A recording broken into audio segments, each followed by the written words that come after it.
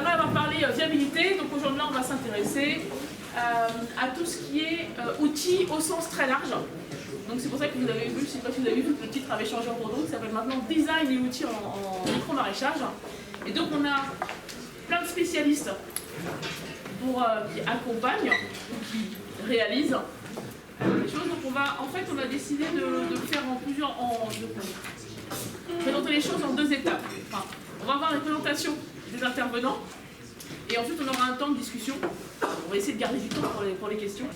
Pensez qu'on pourrait plutôt appeler les outils qui aident à l'installation, à la préparation de l'installation, les outils de design. Et puis donc les outils ensuite, une fois l'agriculteur installé, tous les outils qui vont l'aider à avancer, à travailler dans les meilleures conditions possibles. Bonjour à tous, je m'appelle Guillaume Delaunay, je travaille à l'atelier paysan. Aujourd'hui on parle d'un groupe, c'est plus que la coopérative, on a la coopérative l'atelier paysan, que je détaillerai un petit peu dans ses caractéristiques après, et deux associations qui gravitent à côté pour assurer une partie de nos activités. Je ne détaille pas plus, donc moi je coordonne le pôle recherche et développement à l'atelier paysan. Notre travail porte sur les outils et du bâti autoconstruit et en réponse aux besoins précis des paysans, des paysannes, adaptés à leur contexte. Bonjour à toutes et à tous. Donc moi c'est Margot Chaland, je suis actuellement chargée de projet de recherche à l'ISARA, donc c'est une école d'agronomie à Lyon.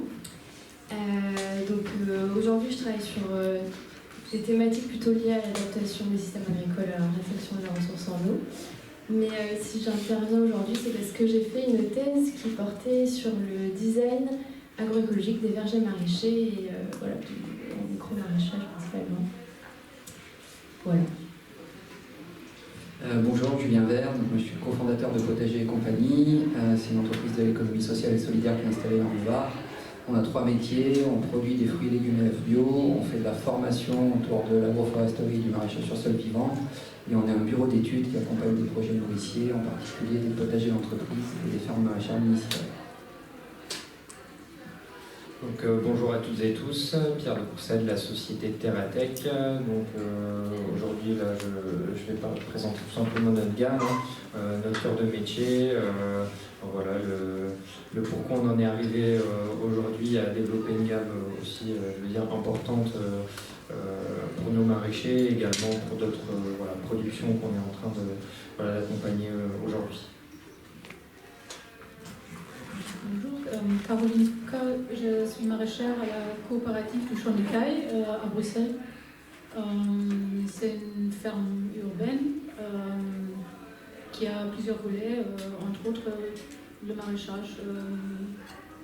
Et la ferme s'est créée en 2013, du coup ça fait déjà 12 ans d'expérience.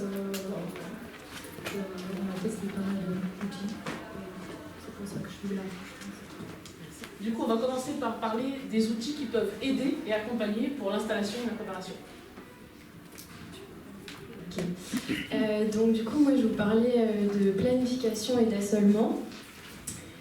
Du coup, en quelques mots, même si je pense que pour beaucoup de personnes, j'enfonce des portes ouvertes, j'imagine, mais en gros, qu'est-ce qu'on entend par planification et assolement ? En fait, c'est le travail qui est réalisé chaque année en amont de la saison de production. Et dont l'objectif est en fait de déterminer à la fois qu'est-ce qu'on va cultiver à la saison suivante, sur quelle surface, donc par exemple il faudra 4 planches de carottes, quand, donc parce que notamment pour certaines cultures on peut avoir par exemple des séries de carottes, et évidemment où est-ce que je place mes carottes, où est-ce que je mets les choux, voilà. Et donc en général, c'est ce qui nous conduit à concevoir ce qu'on appelle le calendrier, le plan de culture. Et donc ici vous avez un exemple de représentation visuelle assez courante du plan de culture avec l'espace qui est représenté en ligne. Donc chaque ligne en fait c'est une planche de culture et le temps en colonne, donc ici par exemple, avec les numéros de semaine. Et donc par exemple sur la planche 1, on a des oignons de la semaine, je sais pas, 13 à 36. Et donc pourquoi ce travail est un véritable casse-tête, puisque donc en maraîchage diversifié, en général on parle de plusieurs dizaines d'espèces et variétés. Donc il faut à la fois choisir toutes ces cultures et tout ça en prenant en compte un ensemble de contraintes et d'objectifs qui sont très diversifiés, qui sont à la fois des contraintes économiques, opérationnelles, donc on veut limiter nos déplacements sur la ferme, on veut prendre en compte le fait qu'on a un certain matériel à disposition, voilà, regrouper certaines opérations, etc. Des contraintes plutôt agroécologiques, donc on veut faire des rotations, on veut rapprocher certaines cultures pour favoriser des interactions. Voilà, on a aussi la disponibilité des plants, des semences, enfin bon, bref, il y a, vous l'aurez compris, de nombreuses contraintes à prendre en compte, et donc c'est ce qui en fait un problème extrêmement complexe. Aujourd'hui, il existe pas mal d'outils qui peuvent aider justement à ce travail de planification et d'assolement. Bon, moi je ne suis pas maraîchère, donc c'est pas forcément des outils que j'ai utilisés, quoique j'ai travaillé chez Potager Compagnie, j'ai utilisé le logiciel Crop, qui est l'ancien Bringel. Mais les autres, donc je ne les ai pas pratiqués, donc peut-être ça vaudra le coup si certains et certaines ont des retours à faire sur les outils que je vais présenter. Il en existe certainement d'autres, mais voilà, moi c'est ceux que je connais. Donc la plupart de ces outils permettent de faire deux choses, à la fois de la planification et de l'assolement, mais aussi la plupart c'est des outils d'aide au pilotage. Et donc en gros ils disposent de calendriers avec, en gros ça permet de faire tout le pilotage de la ferme, de planifier les tâches jour après jour, etc. Donc c'est très pratique. Donc les 4 qu'il y a au-dessus, c'est des logiciels qui existent en français, francophone. Le premier, donc Heirloom, c'est un logiciel qui a été développé par Jean-Martin Fortier, qui a la petite spécificité. En gros, qu'est-ce qui différencie ces logiciels? C'est principalement l'interface. Sinon, ils permettent plus ou moins de faire la même chose. Et il y a quelques fonctionnalités un peu différentes. Mais du coup, la particularité de Heirloom, c'est qu'en gros, quand on crée son plan de culture, il permet de voir la charge de travail qui est associée au plan de culture et donc de l'ajuster. Ce qui peut être assez intéressant. Le logiciel Elzéar qui a été développé en lien avec le projet Mesclin, je ne sais pas si certaines personnes en ont entendu parler, qui permet de faire plus ou moins la même chose. Ce qui est intéressant avec ces deux logiciels, c'est qu'ils permettent d'avoir une vue spatiale de la ferme et donc voilà, de localiser un peu où sont les planches, qu'est-ce qu'on affecte sur les planches. C'est assez sympa en termes d'interface. Et puis il y a le logiciel Bringel qui avant était le logiciel Crop qui a été développé, puisque je ne l'ai pas dit, avec des paysans. Voilà. Et la petite différence, il permet de faire la même chose, mais je ne crois pas qu'il permet d'avoir une vue spatialisée de la ferme. Si je ne dis pas de bêtises, ouais, voilà. Et le dernier, donc là les 3 premiers sont payants, et le dernier c'est le seul qui est à ma connaissance gratuit, qui s'appelle Ouvre ta ferme, qui permet de faire de la planification et de l'assolement, mais qui n'a pas d'outil d'aide au pilotage. Et par contre, il a une fonctionnalité supplémentaire, c'est qu'en gros on peut faire le lien avec une boutique en ligne. En gros il y a un onglet boutique en ligne, donc ça peut être assez intéressant. Je ne crois pas que les autres... Les dernières diapos, du coup, pour faire le lien avec mes travaux de recherche. Donc en fait, vous l'aurez compris, du coup, la planification et notamment surtout l'assolement, c'est un problème qui est très complexe, à la fois lié à la grande diversité des cultures et au grand nombre de contraintes qu'on doit prendre en compte. Les outils que je vous ai présentés, c'est des outils qui sont très utiles parce qu'en gros ils permettent d'avoir une interface, un support visuel qui facilite ce travail. Et notamment certains permettent de se dire si je mets cette culture ici, il y a un petit warning qui me dit que je ne respecte pas des délais de rotation, donc ça peut être assez intéressant. Mais pour la plupart, en gros, le processus de planification et d'assolement se fait de tête. C'est-à-dire que le maraîcher ou la maraîchère doit réfléchir, quand on affecte nos cultures aux planches, ah oui, bah, il faut que je respecte mon délai de rotation, et celles-ci, je voudrais les regrouper, celles-là, je ne veux pas les mettre à l'ombre de cet arbre, etc. Tout ça, ça se fait de tête, c'est extrêmement complexe et lourd. Et donc, nous, la question qu'on s'est posée, c'est est-ce qu'on ne pourrait pas utiliser l'IA pour, en gros, qui gère ce problème pour nous. Donc, ce qui nous a conduit à développer un modèle qu'on a appelé agroécoplan. Et en gros, ce modèle, donc, il ne fait pas la planification, il fait uniquement l'assolement, c'est-à-dire qu'on part de notre calendrier culture, la liste des cultures, on lui fournit l'ensemble des contraintes, donc contraintes opérationnelles, agroécologiques, donc c'est aussi par exemple je veux mettre telle culture à côté de telle culture, etc. Et contraintes pédoclimatiques.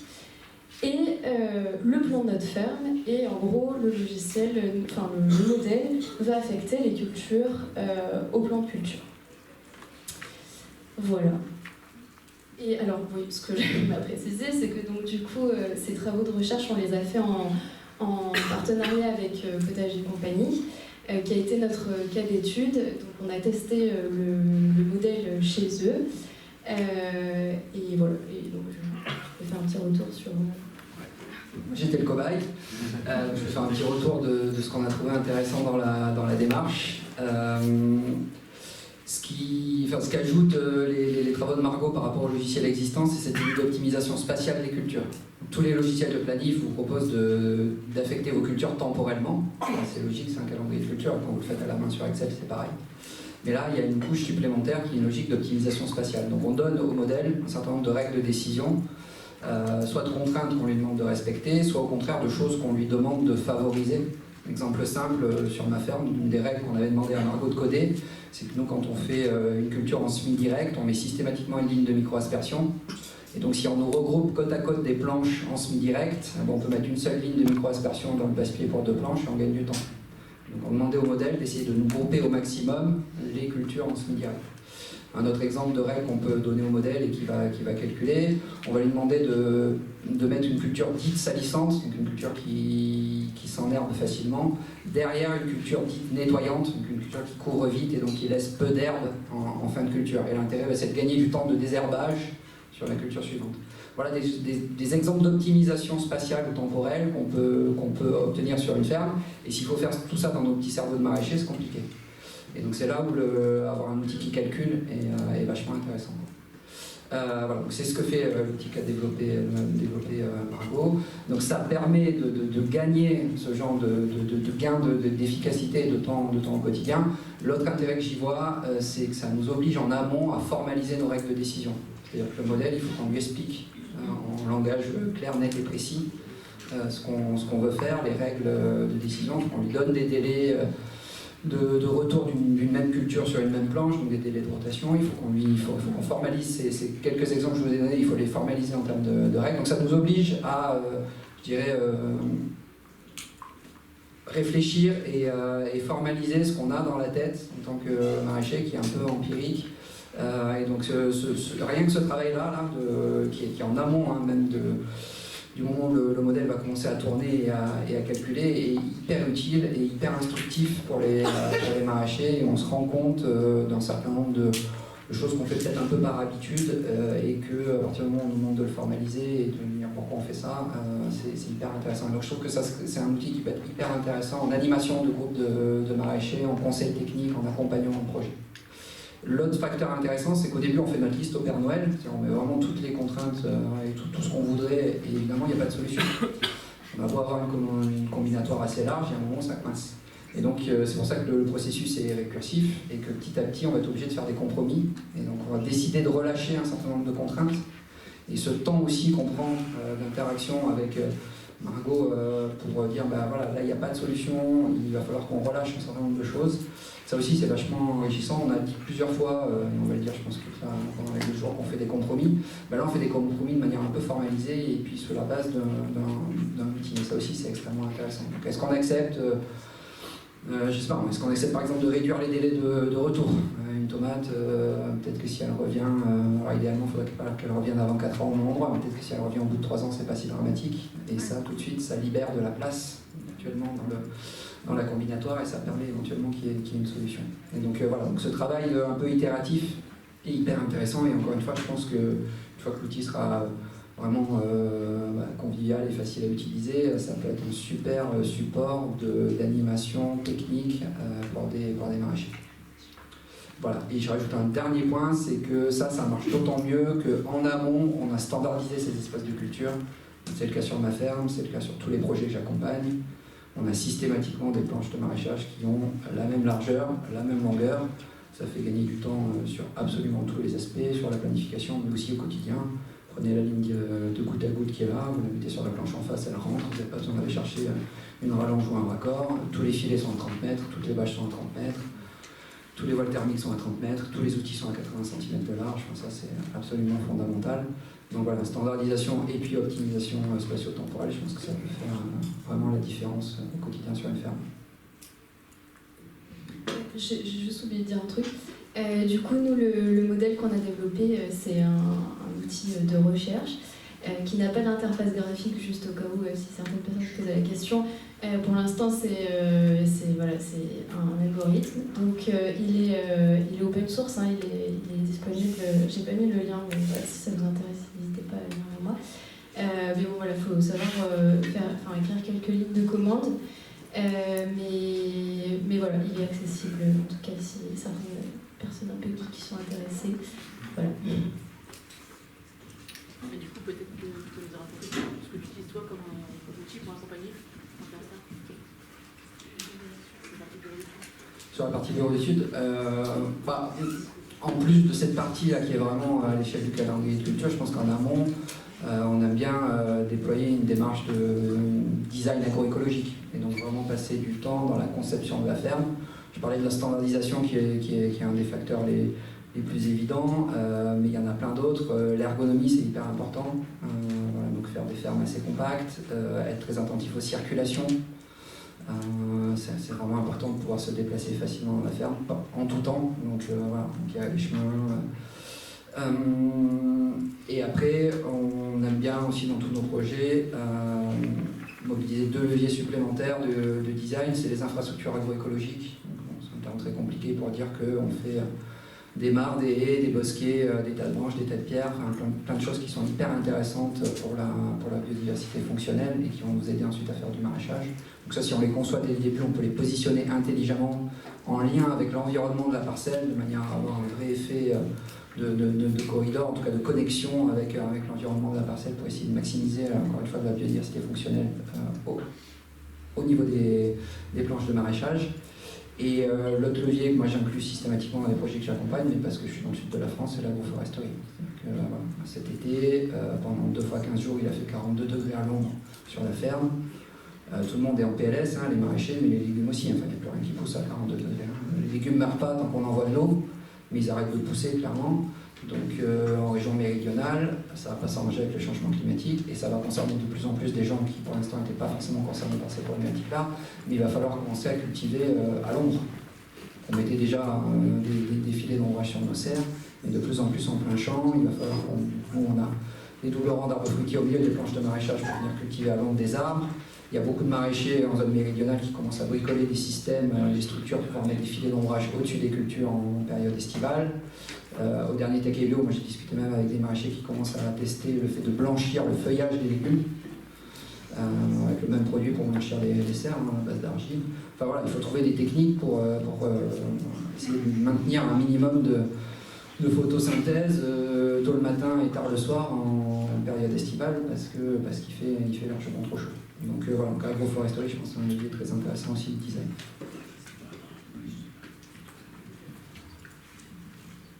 Du coup, est-ce qu'il y a d'autres outils que vous utilisez, enfin des outils peut-être formels, plutôt ça on va dire que là c'est plutôt des guides, du coup. Non, sur le design, voilà, papier-crayon, ça reste, et cerveau de maraîcher, et un bon diagnostic de la parcelle, ça reste vraiment une bonne méthode c'est une démarche de conception, et non, elle n'est pas spécialement assistée. Peut-être Caroline, du coup, comment vous avez fait quand vous avez démarré? Alors, pour le design de notre champ, voilà. On est vraiment situé, entouré de maisons, sur un terrain, une parcelle cadastrale de 3 hectares, mais voilà, tout ce qui est en planche maraîchère, ça fait 85 ans. Au niveau, alors, pour le design, alors on était vraiment fort inspiré par Jean-Martin Fourtier.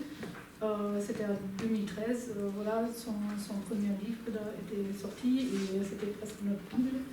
Et du coup, on a pris beaucoup en compte, on a fait attention à des chemins pas trop loin. On avait plusieurs contraintes, c'est un terrain à bâtir, on était installé très précairement, sans bail ou autre chose. Du coup, on ne pouvait pas changer la surface et on limitait toutes les installations aussi parce que c'était très compliqué d'obtenir des autorisations. Du coup, on a démarré vraiment tout simplement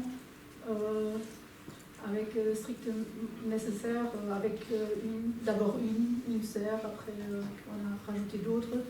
Et ah oui, ce que je voulais dire, par exemple, on travaille beaucoup avec l'apport de matière organique. Du coup, on se fait livrer en compost parce qu'on n'arrive pas à produire les quantités qu'on a besoin. Et du coup, on le fait livrer déjà à 2 endroits sur le terrain et surtout en hauteur parce que le terrain est en pointe. Déjà, directement dans la 2e année, on a coupé les planches en 2 parce que les planches de 300 mètres, c'était pas vivable en tant que travail, pour le travail et c'était pas du tout pratique pour notre système de commercialisation qu'on a choisi, l'autorécolte. On s'est très vite rendu compte que les gens ne marchent pas que 60 mètres. Ils récoltent que les premiers mètres et du coup on a maintenant des planches de 30 mètres et on a toujours un bout de planche qui est rarement récolté.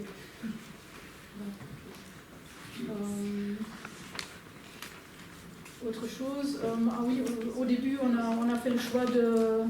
Alors tout au début, quand on a réfléchi comment on va travailler, on a décidé de ne pas travailler au tracteur, mais avec un multiculteur. Et ça a laissé du coup beaucoup plus de place pour mettre en culture, parce qu'il ne faut pas prendre en compte des tournantes assez importantes. On récupère de l'eau de pluie sur les serres, mais évidemment c'est juste assez pour arroser dans les serres. Et pour le reste, on est malheureusement sur de l'eau de ville parce qu'on n'a pas le droit de creuser un puits. Et ni un mare, mais voilà. Ça va peut-être changer parce qu'il y a un projet de construction sur la moitié du terrain. Et dans ce processus, il faut déposer un permis et on fait des demandes comme ça. Merci, oui, donc on va peut-être enchaîner sur les outils après. Enfin, la planification, donc c'est chaque année, mais allons-y sur les outils que vous utilisez tous les jours. En fait, on a été invité à proposer des recommandations. Donc il y a des choses qui ont déjà été évoquées là, et je ne vais pas insister dessus, notamment les outils de planification. Donc effectivement, comme ça a été dit, Brinjel, qui avant s'appelait Crop, c'est un outil qui a été co-conçu par des maraîchers. Donc en fait, c'est partie de leur problématique à eux.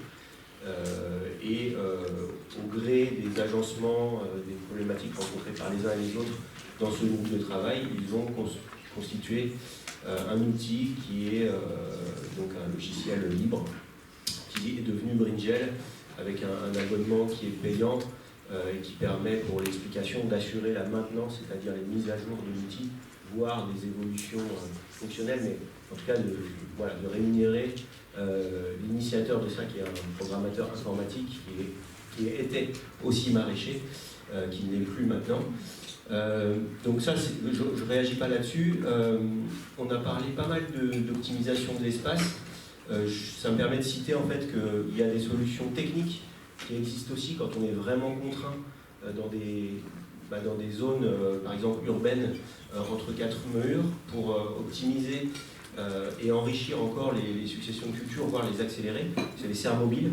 Et ça me permet de citer qu'on a 2 types de solutions dans les chantiers qu'on peut proposer à l'atelier paysan pour soit modifier les desserts et faciliter leur déplacement, soit tout de suite imaginer la transformation des serres qui circulent sur un rail. Mais là, je vous inviterai à aller consulter nos pages outils. En fait, on n'a pas un recul extrêmement fiable sur l'expérience des usagers qui ont des serres mobiles construites à partir des plans qu'on a proposés. Néanmoins, on estime a priori qu'on peut augmenter le temps de surface de au moins 50% avec des serres mobiles, par rapport à une situation où il y a les serres séparées et les cultures en extérieur indépendantes. En fait, je voulais surtout, moi, insister sur un point qui n'a pas trop été évoqué, c'est les questions de taille de planches, dimensionnement des planches en largeur et en longueur. Pour illustrer ça, je peux donner des exemples de problématiques rencontrées. Et en fait, c'est très lié à la cohérence du choix des outils. Et ça, c'est pas évident, et là, je m'adresse particulièrement à ceux qui ont un projet d'installation ou qui étudient le micro-maraîchage. C'est vrai qu'on se projette au démarrage, pas forcément à 5 ans, et souvent entre l'année 1 et l'année 5, le parc matériel évolue, s'enrichit, se perfectionne. Et je vous donne un exemple d'un maraîcher qui a démarré au motoculteur et qui a tout dimensionné pour le motoculteur, donc des planches de 80-90 cm de large, 20 mètres de long, et qui, au gré des années, se rend compte de la pénibilité, on n'en a pas trop parlé, mais de la fatigue, là pour le coup, physique. Il travaille seul avec sa compagne, mais sans salarié. Et en fait, il est petit à petit arrivé dans sa situation de sol difficile à utiliser un tracteur pour certaines opérations difficiles, type travail du sol. Et il s'est aperçu qu'en fait, ces longueurs de planche, ça n'allait pas parce que 20 mètres avec un tracteur, on perd énormément de fonctionnalité. Et aussi le dimensionnement en largeur de ces planches, sauf que lui, il a organisé son espace avec des lignes d'arbres et que du coup, il ne peut plus rien modifier en termes de dimensionnement de ces grands blocs de culture. Et ça lui pose des problèmes aujourd'hui parce qu'en plus, il a enterré son irrigation. Donc en fait, voilà, c'est juste un point d'alerte, c'est que c'est hyper important de penser tout ça, y compris en intégrant la dimension effort physique, fatigue et facilitation de certaines tâches. Et donc là, mon propos, c'est plutôt de dire il faut peut-être raisonner par groupe de tâches. Parce qu'il y a un autre exemple, c'est ceux qui se disent moi, tout ce qui est difficile, je vais le faire au tracteur. Donc, exemple, le travail du sol, l'épandage des matières organiques. Et donc, les tracteurs classiques ont plutôt des largeurs de voie qui vont permettre de travailler sur 1 mètre, 1 mètre 20, pas vraiment 80 cm, à moins de passer sur des micro-tracteurs. Sauf que quand on travaille sur des planches de 1 mètre, 1 mètre 20 avec le tracteur, et quand ensuite tout le reste est manuel, ergonomiquement, ça ne tient pas la route. Parce que les outils ne sont pas appropriés. On a beau être grand, quand on manipule un outil qui a besoin d'un effort avec un manche, c'est pas facile d'aller travailler au milieu de la planche. C'est pas facile non plus de se mettre à 4 pattes pour aller atteindre le milieu de la planche. Et donc ça veut dire que peut-être que ce n'est pas que le travail du sol qu'il faut penser dans la mécanisation tracteur. Il y a peut-être d'autres tâches. Voilà, je donne ces exemples pour, encore une fois, mettre un accent sur des petites problématiques, mais qui sont petites quand on les dit comme ça, et qui au quotidien en fait génèrent non seulement de la fatigue physique, mais aussi de la fatigue mentale. Deuxième recommandation, et là c'est plus en lien avec les outils, et je ne vais pas rentrer dans le détail, mais c'est que l'atelier paysan propose des formations au travail du métal, alors au bâti-bois aussi. Donc il y a un certain nombre de choses qu'on apprend dans ces formations, évidemment, manipuler les métaux, les couper, faire des angles propres, percer et les assembler par les techniques de soudage.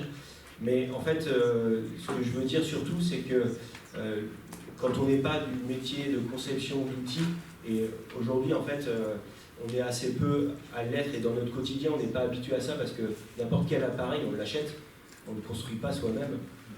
Sa cafetière, sa friteuse, personne ne construit sa friteuse ou sa cafetière. Donc en fait on est tellement habitué à ça que ça paraît aussi logique que ça soit transposé au monde professionnel et au maraîchage. Néanmoins, en fait, on n'obtient pas toujours les adaptations fines requises. Et ce que je veux dire là, c'est que quand on se forme au travail du métal, chose qui n'est pas très courant en termes de savoir-faire dans notre société aujourd'hui, travailler les métaux, les assembler, voilà, il y a encore le métier de soudeur, ça existe, métallier, ferronnier, mais voilà, c'est une frange quand même minoritaire de la population.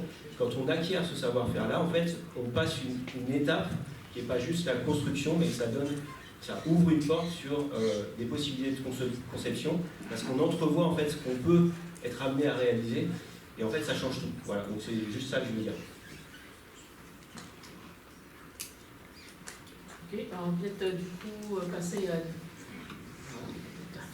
parler aussi des choses clés en main, alors, parce qu'on n'est justement pas tous formés au démarrage, le clé en main c'est bien aussi. Oui, voilà, donc moi l'idée là, ça va être plutôt d'aborder la partie matérielle au sens large, pardon.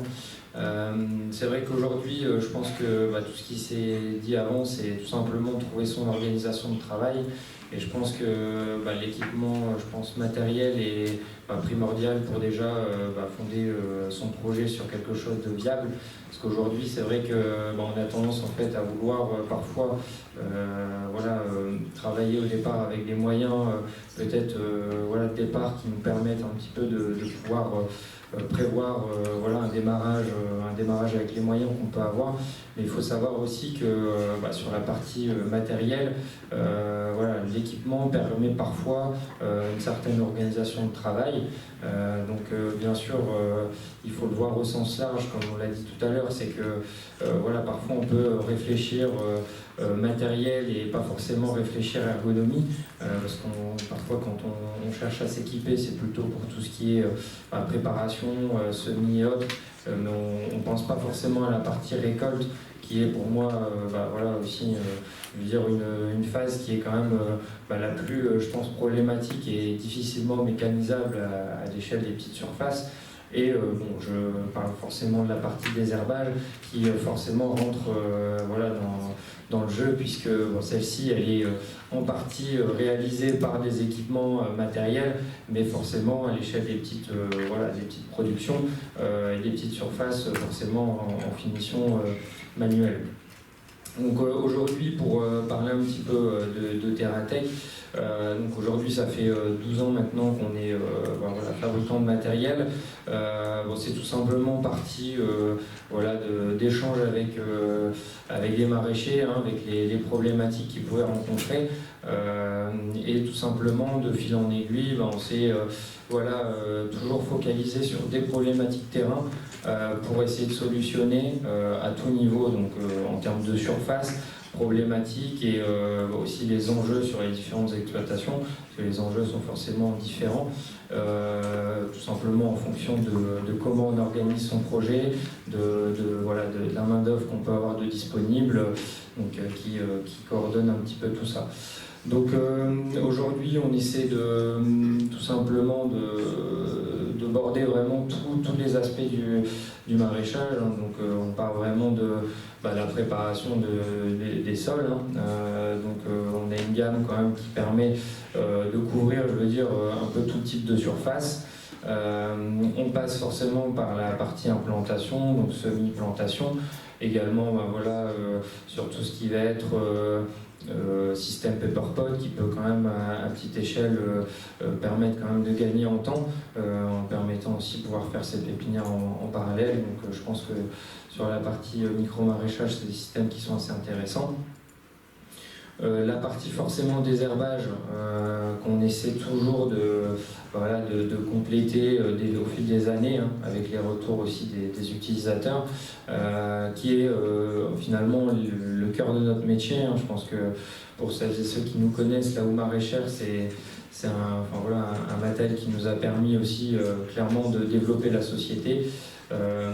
Et tout simplement un matériel qui est pour moi en termes de désherbage l'outil le plus adapté au micro-maraîchage dans sa polyvalence. Et aussi, on a cherché à résoudre certaines problématiques qui ne sont pas forcément des problématiques majeures, mais qui finalement, en se rendant sur le terrain et en discutant avec les maraîchers, résoudre des problématiques au niveau de l'irrigation, de la récolte, du stockage, du nettoyage.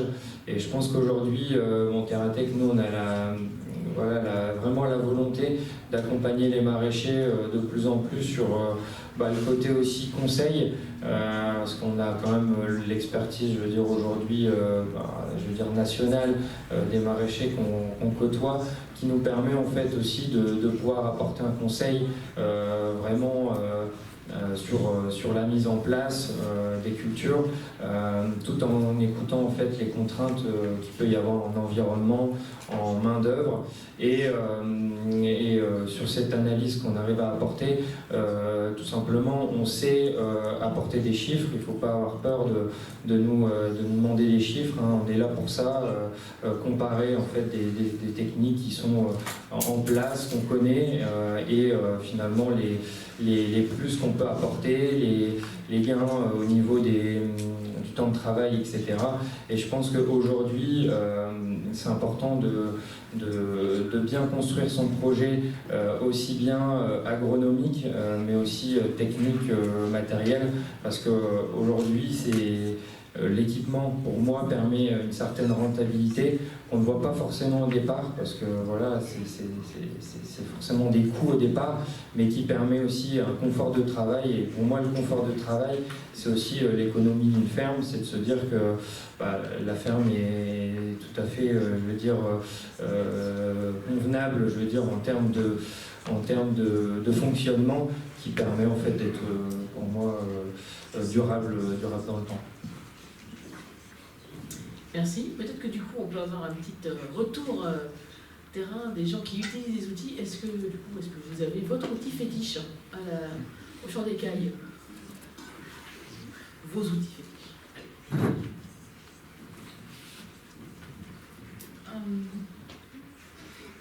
Alors, on a notre moticulteur qui n'est pas vraiment notre outil fétiche, mais quand il est tombé en panne, on a quand même très vite remarqué à quel point ça nous sert. Et c'était en pleine saison, ce qui ne doit pas arriver normalement en réparation pendant 3 mois. Voilà. L'outil qu'on utilise beaucoup et qui a beaucoup de succès chez nos stagiaires et bénévoles, c'est la grelinette. Ils adorent ça. Ils font des concours. Et je sais que, nous, on a des réflexions aussi de peut-être se tourner plus vers maraîchage solvable. Mais pour le moment, on utilise encore très très régulièrement pour la préparation de planches, pour l'aération, parce qu'on a une sol assez compactant, fin. Voilà. On utilise aussi la houe maraîchère du Terratech, qui est vraiment super, surtout le sarcloir et le butoir pour la plantation de poireaux.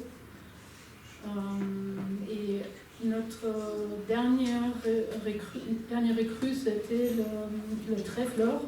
C'est une sorte de herciterie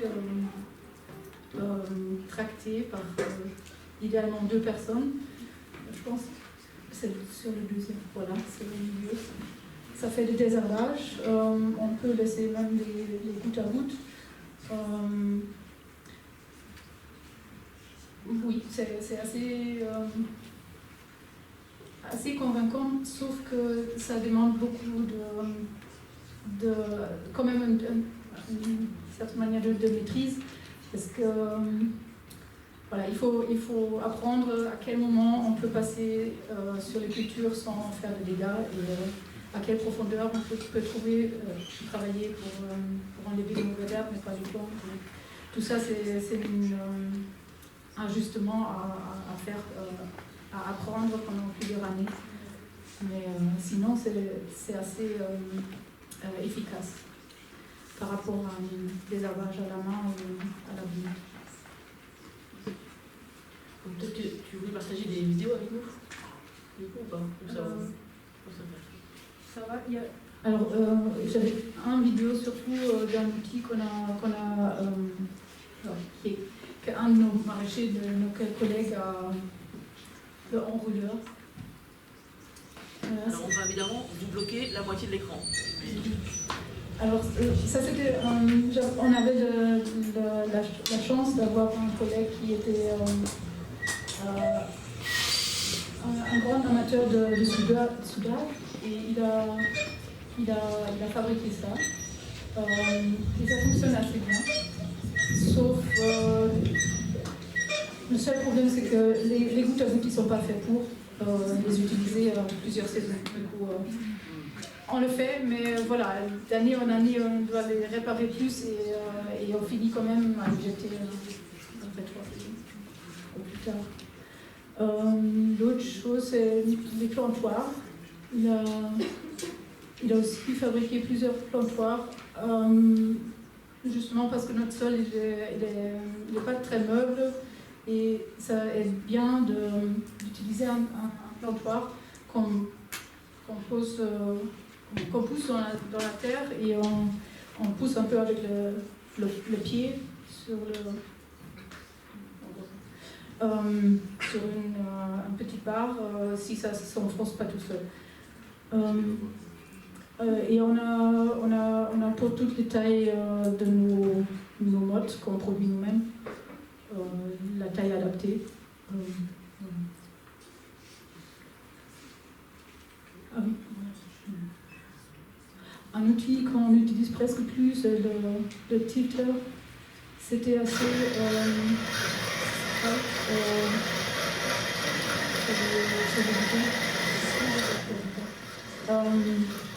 mais finalement, si on va vers MSV, avec un apport de plus en plus de matière organique, ça sert pas vraiment parce que c'est pas très puissante et on ne veut normalement pas vraiment mélanger.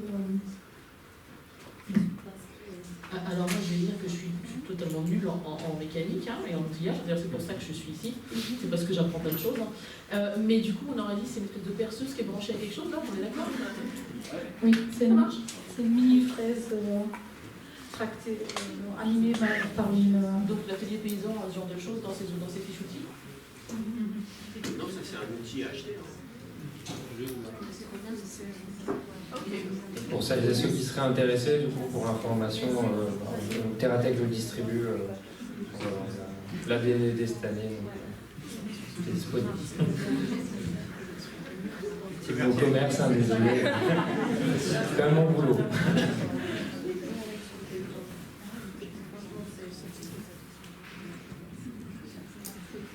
Ok, et bien écoutez, on va peut-être, on est très content d'avoir autant de temps pour la discussion, parce que c'était notre but quand même.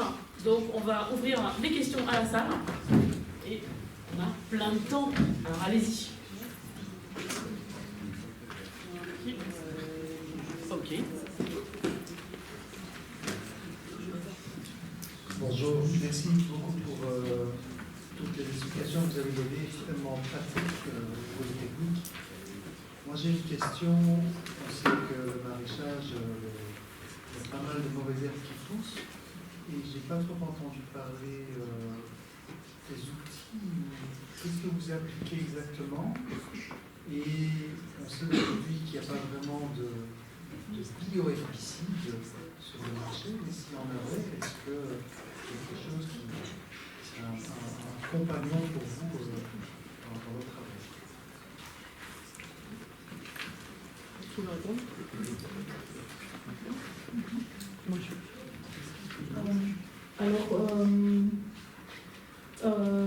Les désherbages, la gestion du désherbage, la gestion des mauvaises herbes, ça commence chez nous avec des bâches imperméables pour faire des faux semis. Une autre technique utilisée surtout avant le lever des semis, c'est le désherbage thermique, qu'on utilise aussi régulièrement sur les semis de carottes et de mâches, et d'autres qui se prêtent, mais voilà. Après, on a des vignettes. Comme voilà, c'est juste, je ne l'ai pas mentionné, mais ça ne veut pas dire qu'on ne passe pas beaucoup de temps sur ça. Et on utilise souvent les autres oscillantes, cercloirs oscillants. Et on a le trèfleur qui peut être utilisé dans les cultures qui ne sont pas couverts avec des filets et avec des arceaux. Parce qu'une fois qu'on a mis des arceaux pour les filets de protection, c'est plus possible de l'utiliser. Et dernier recours, c'est à la main. Voilà. Alors, du coup, moi j'ai une question pour la salle. Qui fait du désherbage thermique? Enfin, parmi les solutions maraîchers, et les désherbage thermique. Voilà. On a eu fait, on fait plus, non, on fait. Moi, ouais. J'habite à Marseille. Ok, et s'il y avait des bioherbicides, du coup, qui seraient intéressés pour en faire?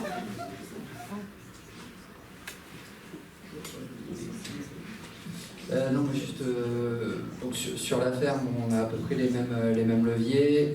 Pour les cultures longues, c'est systématiquement sur toile tissée. Ça supprime quasiment tout désherbage.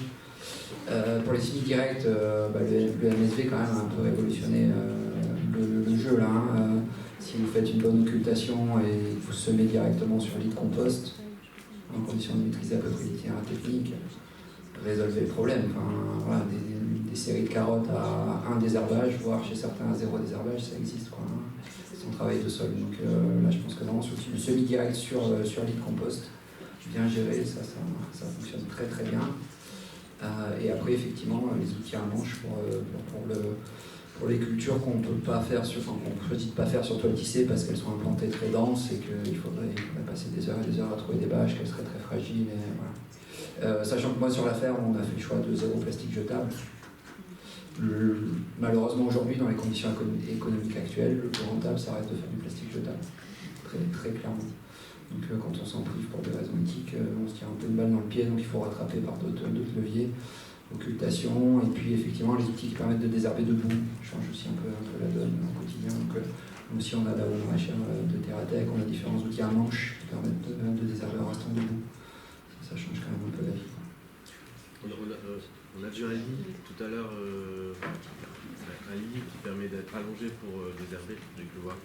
J'ai pu voir dans les outils que j'ai vu passer, qui a fabriqué un lit de désherbage.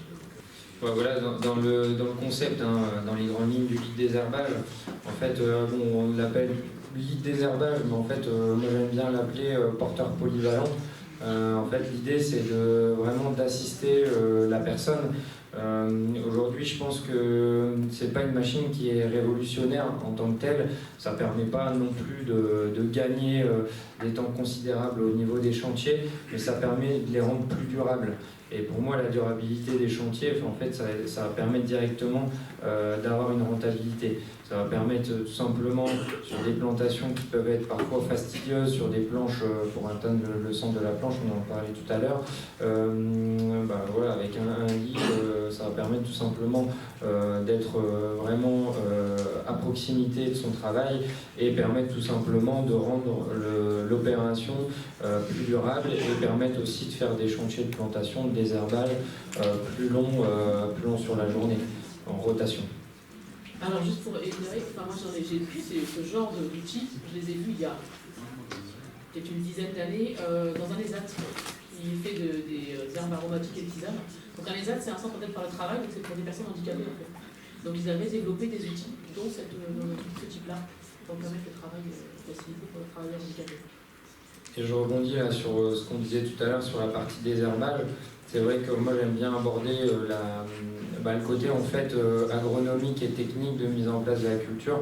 Moi je pars toujours sur le principe que j'écoute d'abord le maraîcher, les pratiques, les contraintes, et en fait toujours prendre du recul sur les contraintes vraiment que les plantes ont entre guillemets à se conduire d'une manière ou d'une autre. Et en fait, on a tendance à vouloir conduire certaines cultures d'une manière par habitude ou par, par pratique qu'on peut voir chez les voisins et autres. Et en fait, on se rend compte qu'on peut se faciliter la vie parfois en prenant les cultures qui sont exigeantes en termes d'implantation et tout simplement en faisant évoluer par exemple les densités de semis sur le rang, etc., permettent en fait de se trouver face à des pratiques qui soient assez égales sur presque l'ensemble des cultures. Voilà, je prends bien sûr des pincettes sur ce que je dis, puisqu'il y a des cultures, on ne va pas mettre un poireau à 20 cm, on est d'accord, parce que le poireau a besoin de place. Par contre, bien prendre du recul au départ quand on met en place les cultures, sur l'implantation à laquelle on veut les mettre, permettant tout simplement de pouvoir aussi plus facilement mécaniser et surtout éviter de multiplier les outils. Parce qu'aujourd'hui, en fait, c'est ça, c'est que parfois faire coïncider des pratiques agronomiques avec des espèces, ça oblige forcément des suréquipements parfois. Toujours dans la thématique du désherbage, je voulais savoir comment vous faisiez face aux invasives. Dans les fermes urbaines, on voit souvent, quand on arrive sur un site, on voit des élantes, du liseron, des mousses, etc. Et du coup, le désherbage devient vraiment pénible, même psychologique, de faire face à ça. Donc, est-ce que vous avez suivi des cas ou eu cette expérience quand vous êtes arrivé, vous vous êtes installé, comment vous avez fait? C'est sûr que je pense une des limites des techniques de MSV, c'est qu'on favorise ce genre de flore pérenne. Donc nous, on a bien vu la flore adventice qui s'est modifiée en 5 ans. Et effectivement, ce qui nous pose le plus de problèmes aujourd'hui, ça va être du liseron, notamment. L'occultation, c'est quand même assez efficace, surtout si on occulte avec la bâche d'ensilage. On a pu récupérer des bâches d'ensilage d'occasion d'un éleveur à côté de chez nous. Pas dans une grande région d'élevage, donc c'était pas simple, mais quand on a pu mettre la main dessus, on était hyper content. La bâche d'ensilage en occultation, c'est très très efficace, contrairement à la toile tissée. Donc ça, c'est vraiment un bon outil. Les cultures taillées sur toile tissée, même s'il y a un peu de liseron de chien dans le dedans, on s'en sort quand même assez bien. Nous, chez nous, on est proche, la parcelle est entourée de forêt, on a quand même pas mal de repousses aussi, de petits plantes, je pense que c'est du frêne ou des choses comme ça, qui poussent, mais dans les planches, c'est assez chiant. Il n'y a pas de solution miracle, on est toujours obligé de composer, garder les sols quand même couverts en permanence, ça permet quand même de gagner du temps sur les adventices et de se limiter un peu la difficulté de la tâche. Mais vous allez arracher de l'herbe, c'est une des bases du métier, quoi. Ouais, non, c'est ça, il n'y a pas l'outil universel qui va résoudre tous les problèmes, ça n'existe pas, ça se saurait. Et le contrôle des adventices, c'est vraiment l'aspect du métier qui est multi-levier et qui doit être réfléchi dans la durée aussi. C'est pour ça aussi qu'on parle de rotation, de type de travail du sol, parce qu'effectivement on peut être avec un objectif, une finalité de travailler le moins possible le sol, mais à certains moments devoir le faire pour s'économiser du temps de désherbage plus tard. Donc en fait c'est tout ça qui est... Il n'y a pas de dogme vraiment, il n'y a pas l'outil idéal et il y a une recherche de cohérence à avoir en fonction du contexte. Et c'est pour ça que je reviens à ce que je disais tout à l'heure, c'est qu'en fait il y a des outils qui sont très bien conçus, mais c'est leur usage qui va donner l'efficacité. Donc nous, à l'atelier paysan, c'est là-dessus qu'on s'appuie, puisqu'en fait on ne vend pas d'outils, on ne construit pas d'outils, on accompagne des utilisateurs à la conception de ces outils, vraiment adaptés à leur situation, alors pas individuelle, on n'est pas un bureau d'études, donc on ne fait pas d'accompagnement individuel. Par contre, on réfléchit avec les usagers à la configuration, à la conception de leurs outils pour que ça colle au mieux à leurs contraintes et à leur manière d'utiliser ou à la fonction qu'ils recherchent à travers cet outil. Et c'est pour ça qu'il y a pas mal d'outils. Alors là, on en voit quelques-uns en illustration où on propose plusieurs dimensions, plusieurs largeurs, notamment pour, par exemple, chevaucher les planches. ou travailler de manière ergonomique, allongé ou assis selon les cas, au-dessus des planches. Enfin, voilà. Donc en fait, faut pas se mettre en tête qu'il y a la solution miracle, que ce soit avec les produits ou avec d'autres choses. Et en parlant de produits, donc là j'avais mis une image parce que c'est un travail qu'on est en cours de perfectionnement à l'atelier paysan là, sur la récolteuse à Dorifort. En micro-ferme, en fait, généralement, on est plutôt en agriculture biologique et avec la perspective aussi de préserver dans des espaces plutôt urbains la biodiversité. Donc, ça veut dire qu'on élimine potentiellement le droit qu'on a de recourir à certains produits autorisés, même en agriculture biologique. En face de ça, quand on a une pression de Dorifort, on fait quoi? On ramasse manuellement. Nous, là, les essais qu'on a fait, on a travaillé avec l'organisation Biocentre cette année, et la comparaison collecte manuelle, collecte mécanisée montre qu'on gagne entre...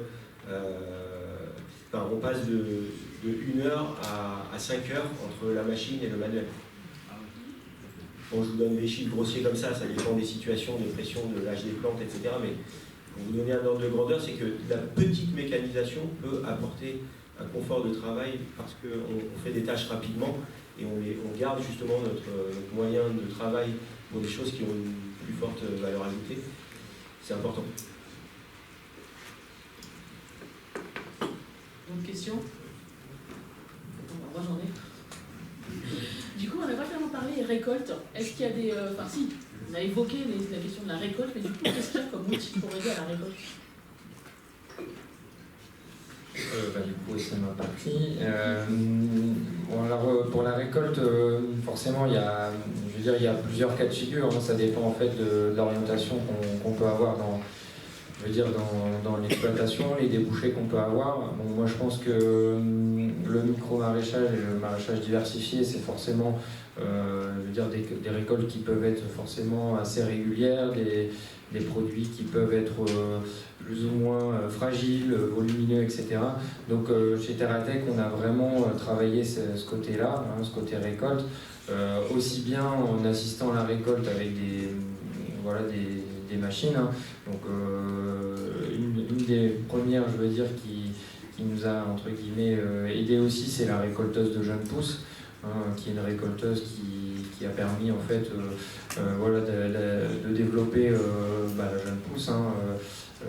Et on a su l'accompagner, je veux dire, en dégradant un petit peu les modèles, vraiment à la toute petite sur visseuse, jusqu'à vraiment la récolteuse sur batterie. Et après, à plus petite échelle, il y a la partie récolte, il y a aussi la partie manutention, parce que c'est forcément une contrainte. Il faut savoir que on a tendance à la négliger, cette partie-là, parce que on a le produit, je pense qu'on est content, on veut le rentrer au bâtiment, le conditionner, etc. Et je pense que les erreurs, elles peuvent être faites aussi d'un point de vue ergonomique à ce moment-là. Donc on essaie de développer une gamme autour du producteur aussi.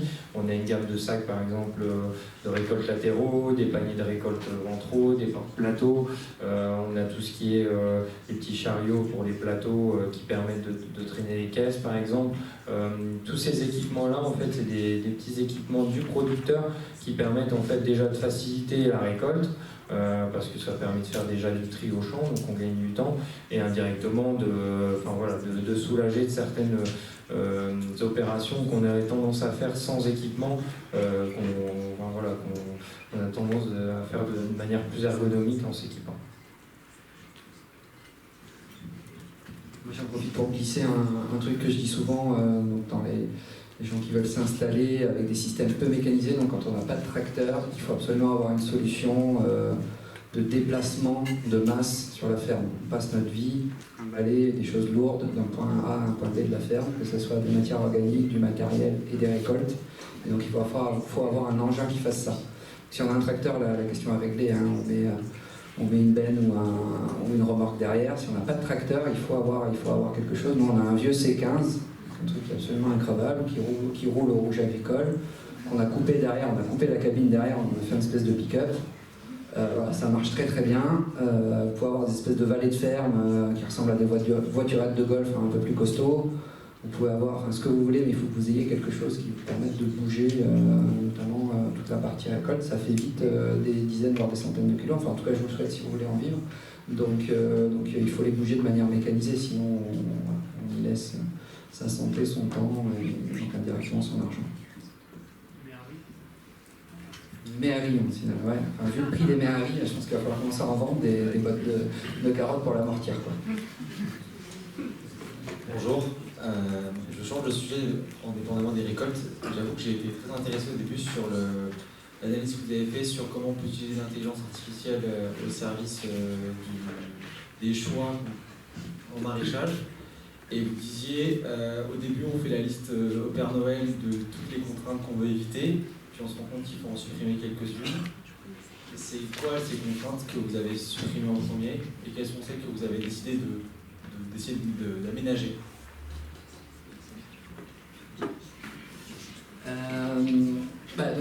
Au début, tu rentres dans l'outil, toutes les contraintes que tu lui demandes de prendre en compte. Donc il y a des évidentes du type les délais de rotation. Tu prends une grande matrice en lui disant tomate sur tomate, il faut qu'il y ait au moins 3 ans, 4 ans d'écart. Tomate sur aubergine, peut-être un peu moins parce que c'est la même famille botanique, mais c'est quand même moins critique, etc.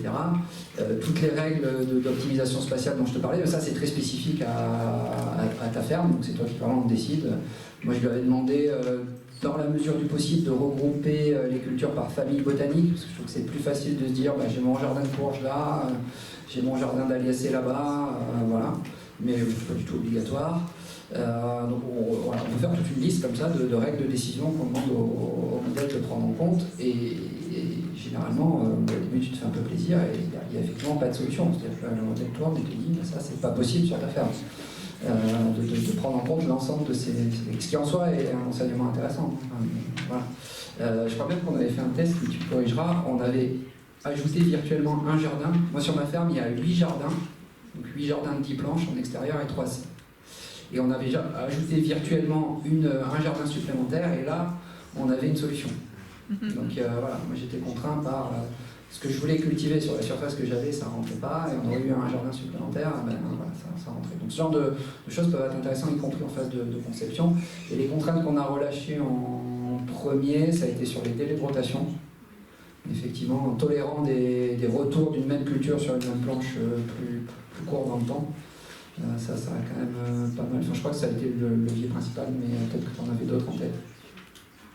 En fait, au final, vous avez pas mal priorisé toutes les contraintes opérationnelles et vous avez accepté de réduire les délais de rotation et supprimer toutes les interactions entre les cultures. Je vous avais proposé de tester si on met les carottes à côté des poireaux et ça vous m'avez dit non merci, c'est pas du tout prioritaire, on préfère réduire les déplacements.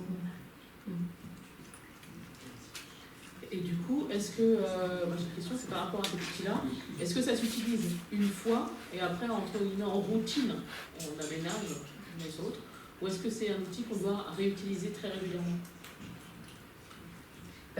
Du coup, c'est un outil que tu réutilises chaque année, a priori, parce qu'il y a des ajustements. Et en plus, il me semble que pour l'instant, remarque, on peut faire sur plusieurs années.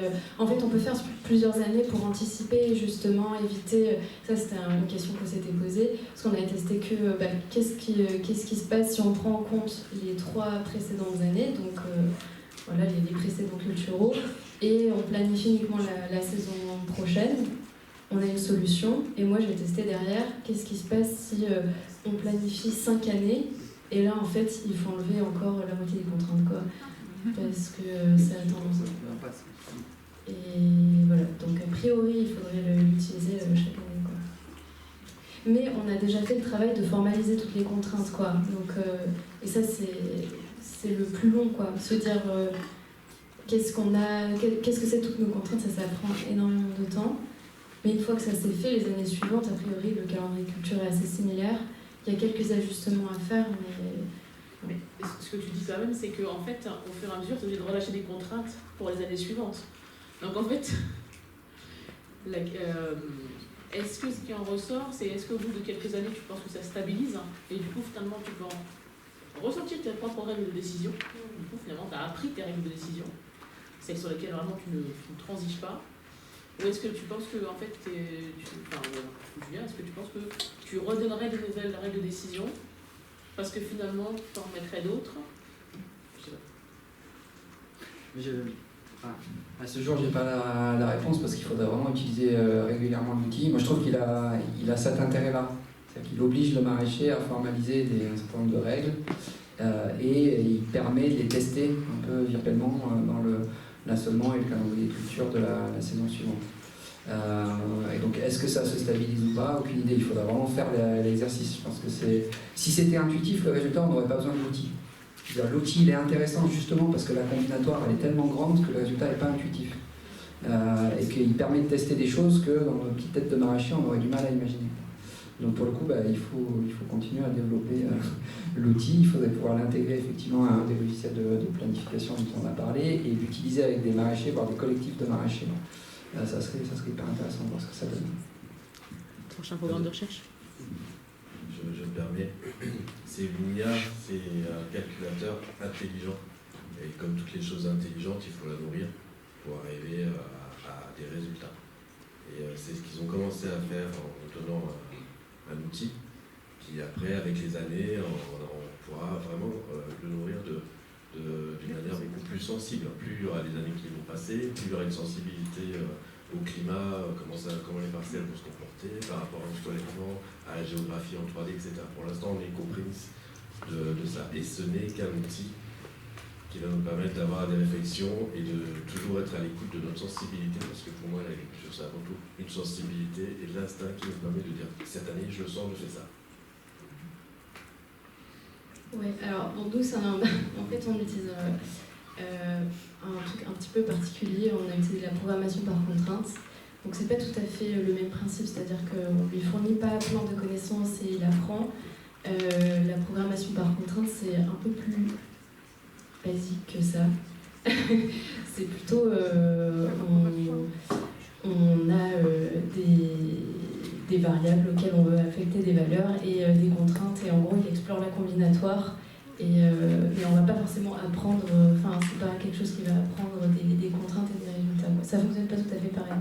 C'est de l'IA symbolique, c'est un petit truc un peu à part, quoi. Ok, juste si on parle IA, est-ce que je vois pas de main levée. Du coup, est-ce que, alors bon, peut-être pas vous, enfin si, peut-être que vous avez entendu parler, ou est-ce que globalement dans la salle, vous avez des idées d'outils, de méthodes, d'intégration finalement dans le monde logiciel, parce qu'on en parle beaucoup. Donc, est-ce qu'il y en a qui ont des pistes, des choses qui se passent, des souffles? Voilà.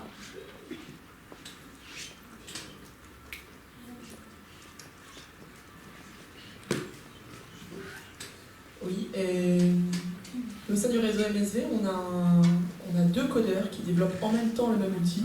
Pas de chance, ils n'ont pas réussi à s'entendre. Et qui utilisent en partie et beaucoup le traitement de commandes vocales pour permettre aux producteurs de parler à leur téléphone, leur expliquer ce qu'ils font dans leur journée et sortir des métriques de temps de travail et d'efficacité de production. Pour qu'on sache que la planche de poireaux, on y a passé tant de temps, elle a ramené tant d'euros, et pouvoir faire des choix stratégiques d'efficacité en fonction des itinéraires techniques. Donc ça, c'est les chantiers en cours. Et moi, très pragmatiquement, une bonne enceinte Bluetooth et du gros son, vous ferez tout ce que vous voulez dans les champs.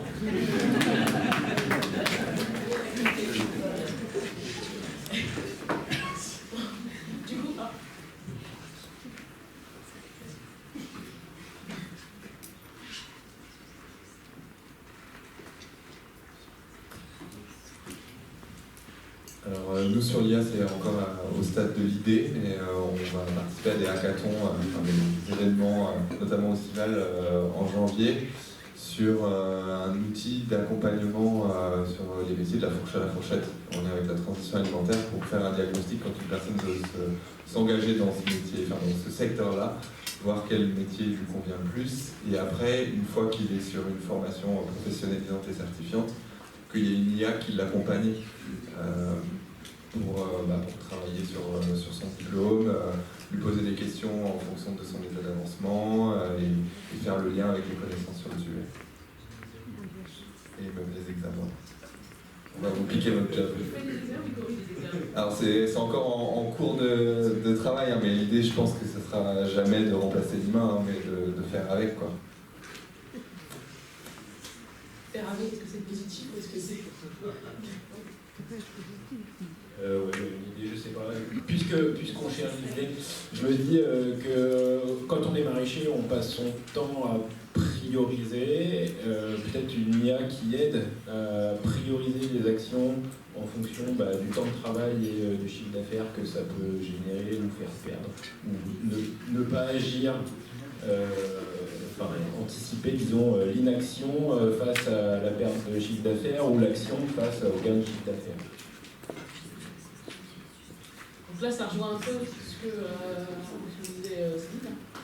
Et je pense que ça rejoint. Par contre, ça nécessite aussi certainement de la donnée sur justement la partie gravité finalement.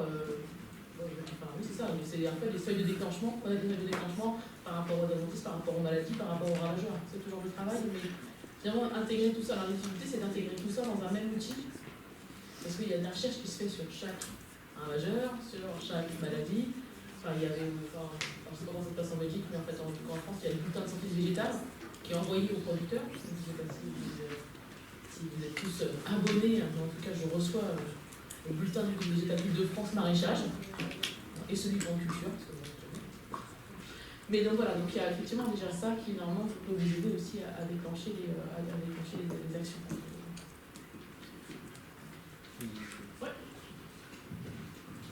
Bon, moi, du coup, ça repart un petit peu du sujet, mais je pense qu'il y a un sujet qui est important à aborder au niveau de la mécanisation et aussi de l'équipement qu'on peut avoir sur une exploitation. Et c'est vrai que je pense que pour les exploitations en place, c'est peut-être un peu plus facile, mais pour des personnes qui s'installent, c'est vrai que je pense que c'est difficile d'arbitrer en fait, les priorités en termes d'investissement.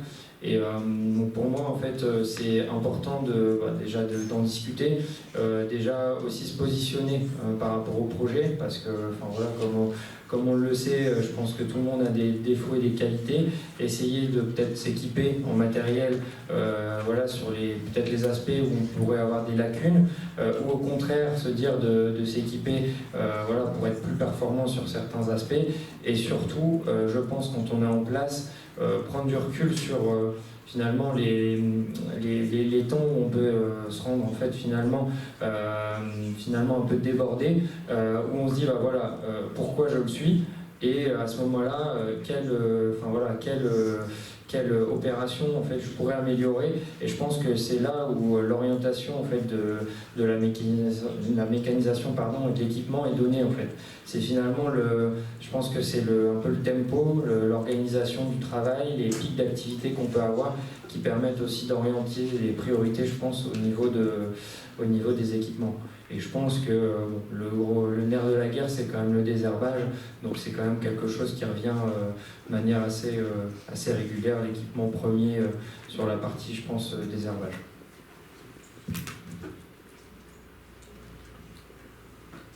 C'est bien, je m'entends. Ah, oui. Oh, mince, il y a une question.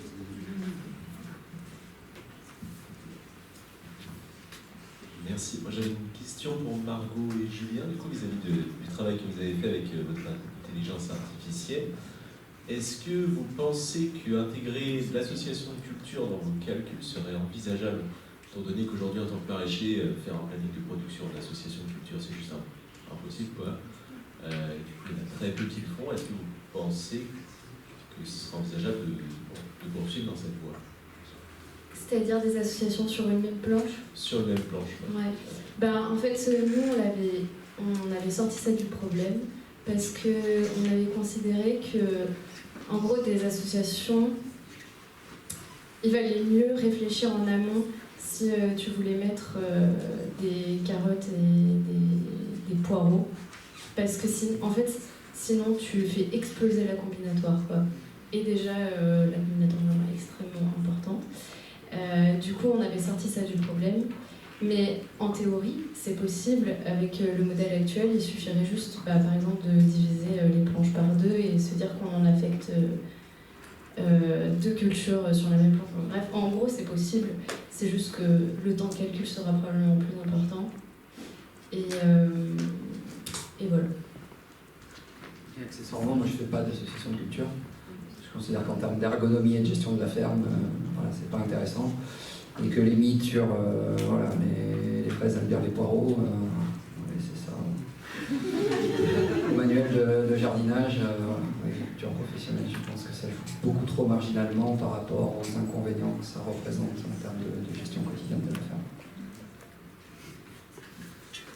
Juste, en fait, il y a aussi moyen de contourner, c'est un peu ce qu'a dit Margot, les logiciels de planification, soit en considérant que la culture, c'est justement l'association. Donc ça veut dire qu'elle n'a pas exactement le même cycle que ce qui était initialement prévu pour chacune des 2 ou des 3 cultures qui sont associées. Et par exemple, sur Chrome, on peut doublonner, enfin mettre 2 cultures simultanément sur la même planche.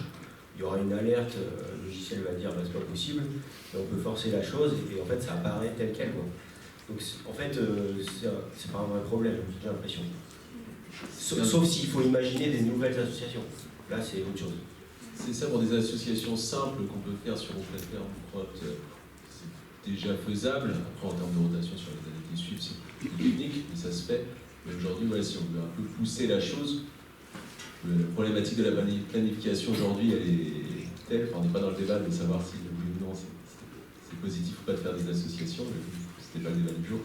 Et aujourd'hui, en termes de complexité, de faire ça soi-même, c'est très très compliqué, et c'est pourquoi je me tourne vers vous pour savoir si le logiciel pourrait se développer vers cette pratique-là pour aider quelques maraîchers.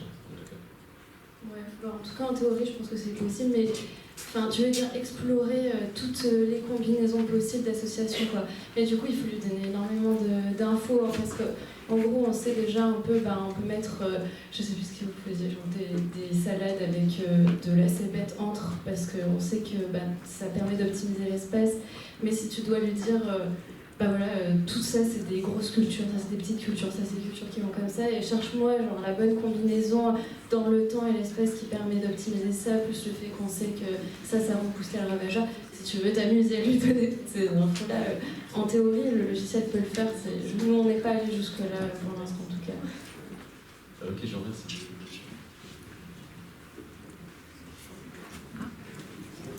Merci, on est arrivé au bout du temps. Merci. Bon aussi. J'avais une dernière Voilà, toutes ces petites questions. D'un coup, là, vous avez des regrets, c'est ça en fait. Alors, vous avez droit à 3 secondes chacune. D'accord. Et 10 secondes de réponse. J'ai une question pour Julien. Vous avez parlé en fait d'implantation de haies, d'agroforesterie qui vont exister de l'évolution du climat. Et je veux savoir si vous utilisez des outils de taille particuliers justement pour gérer à la fois justement les arbres, les fruitiers ou autres, en fait, ou les haies que vous implantez autour des zones de maraîchage. Alors moi je suis en climat méditerranéen, donc ça pousse doucement. Et comme Potager et compagnie, ça a 5 ans, on n'est pas encore à passer les gros engins pour entretenir les. On est plutôt essayé qu'elle continue à pousser là, parce que c'est pas évident. Et après sur les fruitiers, on s'est formé, on continue à former à des approches de taille douce, les arbres fruitiers. Donc on utilise des sécateurs manuels, parce que dès que vous donnez à quelqu'un un marteau, tous les problèmes ressemblent à un clou. Donc si vous lui donnez une tronçonneuse ou un sécateur électrique, il va se mettre à couper gros alors qu'il faut couper petit. Donc voilà, au moins avec un sécateur à main, on ne fait pas trop de dégâts. Juste la dernière question, est-ce que vous avez le statistique avec votre logiciel IA? Est-ce que les légumes poussent mieux aujourd'hui et vous avez plus grand rendement que dans mon temps, quand j'étais jeune, mes parents, sur 1000 hectares, ils plantaient le potager et on savait très bien que, comme on fait aujourd'hui, le carotte ici, l'année prochaine on faisait d'autres choses et on tournait les légumes. Est-ce que vous avez ça? Parce que j'ai l'impression que sans IA, on ne pourra plus rien cultiver et ça m'ennuie beaucoup. C'est sûrement un outil très intéressant. Hein. Tout ça, c'est très intéressant. Mais est-ce que vous avez les statistiques? Non, on n'a pas la statistique pour 2 raisons. D'abord parce qu'on n'a pas le contrefactuel. Ouais. C'est-à-dire que moi, je ne vais pas laisser la moitié de ma ferme sans les techniques qui permettraient de produire mieux, juste pour prouver qu'il fallait les utiliser, quoi. Donc c'est toujours difficile d'avoir le témoin, donc on n'a pas le contrefactuel, et donc on ne peut pas démontrer de choses, d'une part, et d'autre part, je pense que le gain il n'est pas tellement sur le rendement. Moi j'attends pas des gains de rendement de ce type, mais je cherche plutôt des gains sur le temps de travail. Oui. Voilà. Et donc l'économie de temps de travail qui est quand même un facteur clé, je pense en maraîchage pour ne pas être débordé, a fortiori chez moi où les maraîchers sont salariés, et dans les potagers d'entreprise et les fermes municipales que je développe, les maraîchers sont salariés. Donc ils font 35 voire 39 heures par semaine, ils en font sûrement pas 50. Donc voilà, donc le gain il est plutôt sur le temps de travail. Mais on peut très bien faire pousser des légumes sans intelligence artificielle, il n'y a pas de souci là-dessus. Oh, c'est bien. Je suis rassurée. Mais sur ces bonnes paroles,